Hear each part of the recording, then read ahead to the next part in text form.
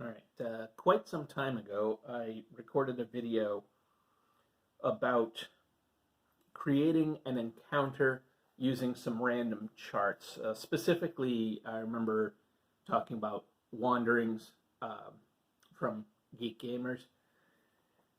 But I used other charts to build an encounter involving a tower and a Death Knight that had been stuck in the basement of this tower until she died, and then the player characters coming along and discovering the body of the ghost and the Death Knight's suit of armor.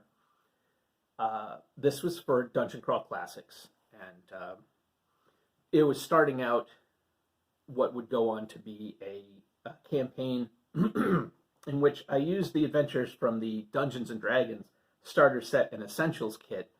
That would be Lost Mine of Phandelver and Dragon of Icespire Peak.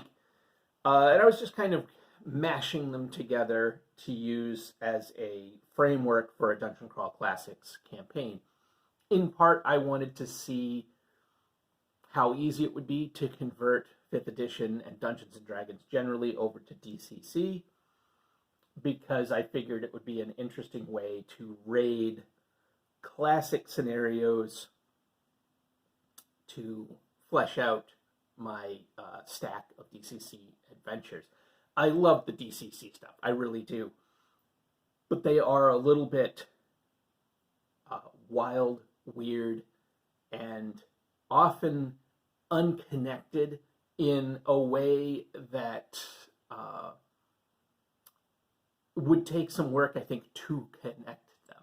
So, if you look at something like the Doom of the Savage King, connecting that to Hole in the Sky or Devil's Reef, or all these, there's no real threads between them, and that's not to say you couldn't weave your own. You absolutely could, but I was looking for something a little more interconnected, and so this was interesting to me. I had seen some people do some reviews and talk about Phandelver and the stuff that went on there. And at the time, these sets were, dirt cheap. So I picked them up, I looked through, and I do think that there's a lot of potential of stuff to use in here. But you have to give it that DCC flair. You have to kick things into weird directions. You can't just have it this kind of beige fantasy that Dungeons and Dragons tends to be. That doesn't really work. That's all to say. I'm going to talk a little bit about some of the things that I did with Phandelver and with DCC to mix them in. I don't know how long this is going to take me to talk about. This game is either over or on hiatus. Life happened, things got away from us, and we haven't played, probably in 3, 4, maybe 5 months. It's been some time, so I don't know if we'll continue or not, or if we'll start up something different at another time. Who's to say? But I want to talk about what we did.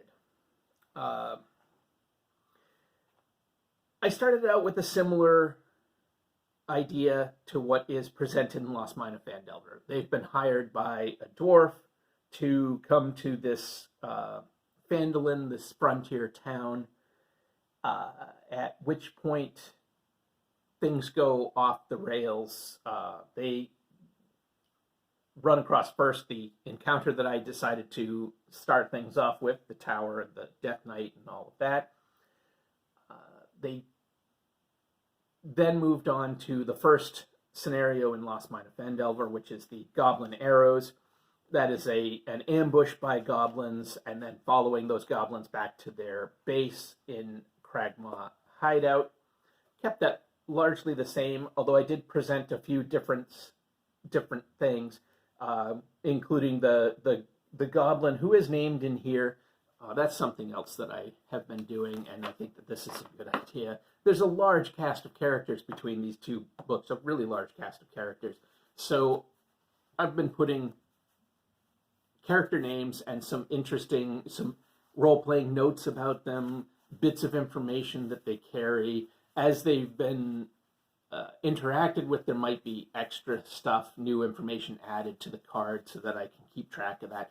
But there's a very large cast of characters between antagonists and allies and people to get information from. There's really quite a bit. So I tried to have 3x5 cards done for as many people as I can. I'll occasionally add new ones as needed. Some of these have not really ended up being used, but I've got them in case they are at some time. Anyhow, within that, there was the goblin whose name I'm completely blanking on. But that goblin ended up, they made like a deal, and it all sort of worked out. And so that goblin's still out there, still has his loyal troops, and the potential was there for that goblin to come back. Either, Yemek the goblin. So that goblin may have come back. And it could have been as an ally. After all, they had a positive interaction. Or as a betrayer later on. They have not made it back. But I didn't do too much to the Cragmaw hideout to really kick up the DCC-ness of things. I figure it's a good basic starting scenario. Great.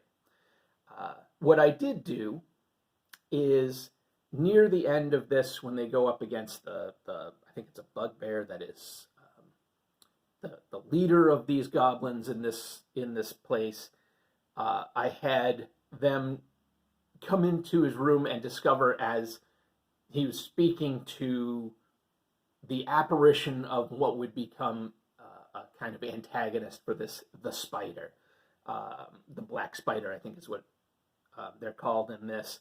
And I've got my own concept of what the black spider is, because that's something that I will talk about, that this doesn't really give you. There are things missing in this scenario, things that you'll need to fill in for yourself if you want to do that. But I did have the apparition of it saying, to give clues that there was this bigger story going on, and there was a villain that they would need to face in the future. It's the kind of like the Emperor showing up in the hologram in Empire Strikes Back. Yes, I know that the heroes of Empire Strikes Back don't see it, but you, the viewer, sees it. And in the case of the game, the player is the viewer, so that their characters saw this sort of hologram of the villain. But I didn't reveal who the villain was, what they looked like, or anything like that. So that is something to note with the scenario. It's the spider is theoretically the primary villain of Lost Mine of Phandelver. The spider is going after this MacGuffin of I can't remember what it's even called, it's like the Forge of Spells or something like that. And the spider's not well defined. Their reasoning is not well defined. Who they are, why they're there, what the ultimate plans are, that sort of thing is not well defined. So I think that if you want the spider as a villain, the black spider as a villain, I think you're going to want to really look at the character and figure out who they are, what they really want, how they're going to go about getting it. They've theoretically got a doppelganger working for them.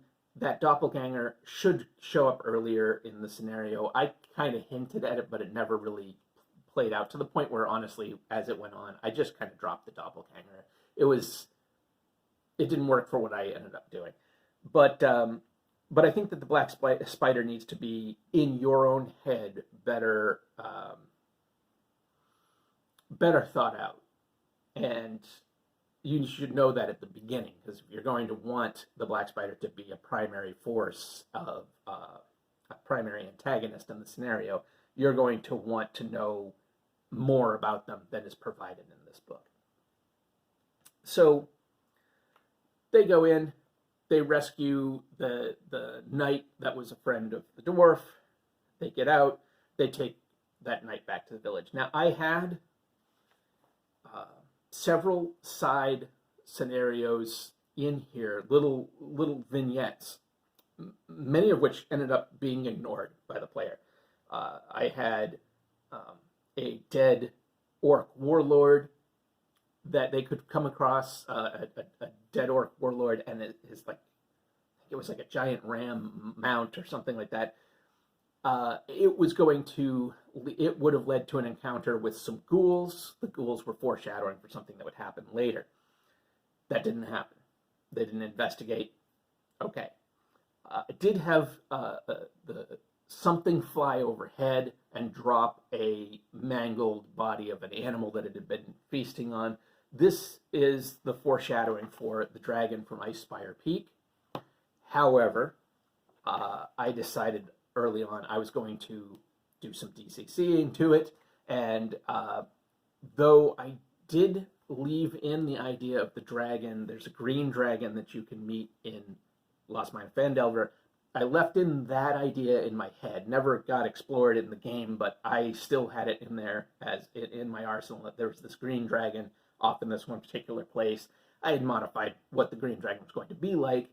I don't like the whole metallics are good, chromatics are bad thing. Whatever. It's like I like the order, chaos, neutrality. In DCC, I like that. I don't like the good, bad. I don't like that, and so I just throw that out the window. Dragons are like demigods, and you take them each one as its own thing. So this green dragon, I kept it as a green dragon, but it doesn't have to be good, bad, or whatever. It's a dragon. It's not on a human scale of morality. Anyway, it didn't end up mattering. But I decided not to have it be a dragon of Icespire Peak. People thought it was a dragon. There was indications that it was a dragon, but it was something else. And it hadn't, as of where we stopped, it was not revealed, so I'm not going to reveal it now. But there's something else that's out there that people think is a dragon that's at Icespire Peak that's doing some crazy stuff. So that they saw this mangled animal body. Cool. Okay.